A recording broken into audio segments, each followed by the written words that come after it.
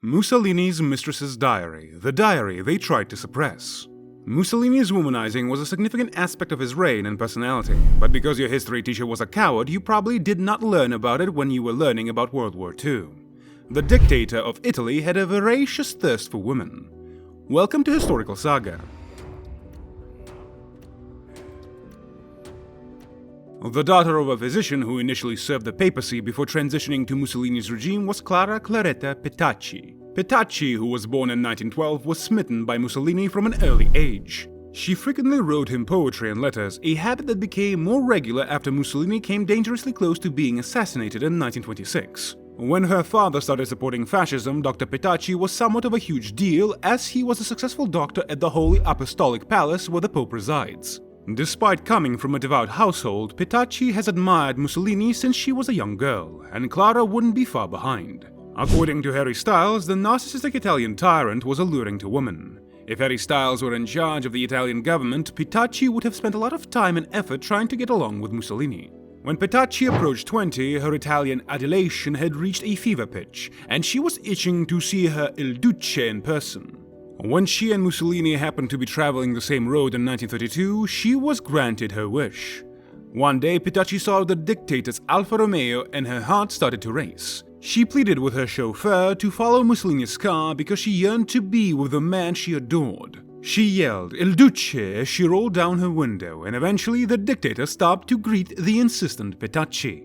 Despite being 20 years younger than the fascist leader, Petacci maintained a relationship with him until the end of their lives, which turned out to be not so far away. But she, nevertheless, played a significant role in Il Duce's few remaining years in a twisted version of love at first sight, according to Petacci. Though descriptions of the relationship's precise form vary, it was initiated by Petacci and Mussolini's initial encounter and lasted until their deaths. Mussolini was a married father of 5 when they first met, and according to some stories, they later became friends. In contrast, Petacci married an Air Force officer named Riccardo Federici in 1934, whom she would divorce 2 years later for her true love, Il Duce. However, according to Petacci's diary, she began a secret relationship with the dictator only a few weeks after meeting him. It's unclear whether Mussolini cared that she was married or not, but according to a third report, Mussolini pursued Petacci, contacting her repeatedly each day when he couldn't get her attention and requesting her mother's approval to court her. Regardless of the circumstances, Petacci and Mussolini were a good combination. She became his favorite lover and a recurring figure in his life. Il Duce is typically portrayed as a self-centered lover, but Petacci painted a very different picture of him. She wrote in her diary in very poetic detail about her twists. The intensity of their relationship was something Mussolini also enjoyed, as seen by his letters to her, which began, and I quote, "Be afraid of my love. It's like a cyclone. It's tremendous. It overwhelms everything. You must tremble." That rhymes with the kind of love song a supervillain would compose, which Mussolini was in a sense.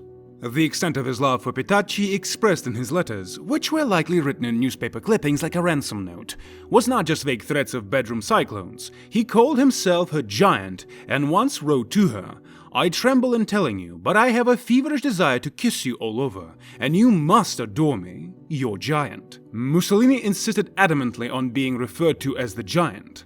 While the dictator frequently told Petacci about his many other romantic fantasies which she diligently chronicled, his diary is packed with love letters. He lamented to her that during the 1920s, during the Great Depression, he had only slept with 3 women.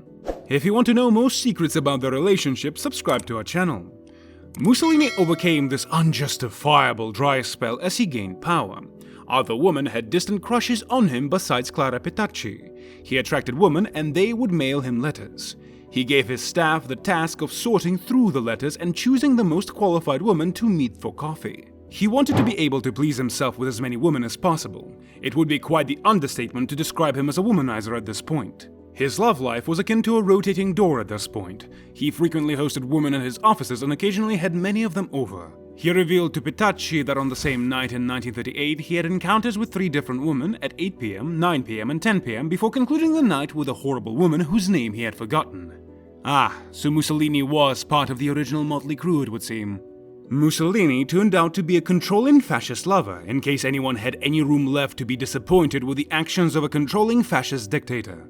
Surprise! Mussolini was especially overprotective of Clara Petacci, despite his desire to have a wide variety of women at his beck and call. He wanted to claim control of her because he was a small-minded and envious man. He put guards all around to keep a close eye on her, and she wasn't permitted to leave the house if he wasn't there. But her having bodyguards, a chauffeur, and a palatial apartment were all benefits of her being his mistress. She had plenty of time to write thanks to Il Duce's numerous constraints, and she was a prolific writer who produced more than 2,000 pages when she was Mussolini's primary love interest. Despite Mussolini's power over Petacci and numerous other female lovers, her writings also showed that she was bitterly jealous of her beloved and constantly raged about his philanderous habits. Mussolini reputedly found women in positions of authority to be particularly intimidating, which may have contributed to his desire to have total control over Petacci's life. Mussolini, for instance, reportedly attempted to seduce Princess Maria José, the daughter of the Bulgarian king, which one would think Mussolini would have been all about. Before becoming the final queen of Italy, Maria helped her father and Mussolini communicate. In one of her journals from the time, she married King Umberto II. Petacci mentioned the princess's efforts at seduction. The princess made a couple of attempts to win Mussolini's favor by donning some incredibly revealing attire, which is a phrase that means nothing at all. However, Mussolini was unable to rise to the occasion. And yes, that is exactly what we mean. You're right. Hey, if you use a tool too frequently, it will eventually break, right? He felt extremely humiliated by this whole ordeal and assumed that the princess thought that he was impotent. Considering how the relationship had been up to that point, Petacci's final years with Mussolini were far less amorous.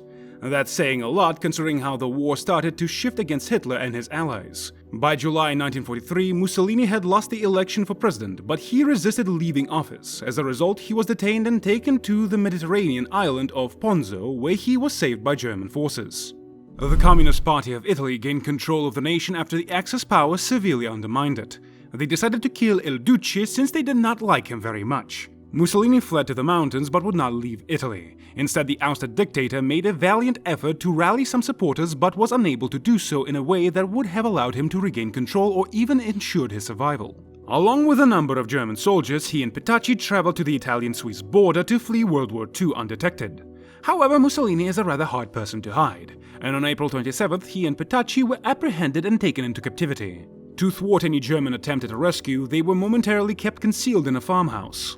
Then, on April 28, 1945, a firing squad executed Petacci and Mussolini. Similar to Romeo and Juliet, their bodies were hung up in front of a petrol station where they were attacked with rocks, garbage and vegetables by a mob of jeering Italians. Following the war, Walter Audisio, an Italian resistance leader who carried out Clara's execution, was the target of a lawsuit brought by Petacci's family. They contended that Clara ought to have been spared. After all, she was a citizen and didn't precisely have much sway in Mussolini's administration. After Audisio was ultimately found not guilty, the matter was adjudicated in 1967. So tell us, what do you think about all this? Do leave your comments in the comment section down below. Please subscribe, like, and hit the bell icon as well. Goodbye.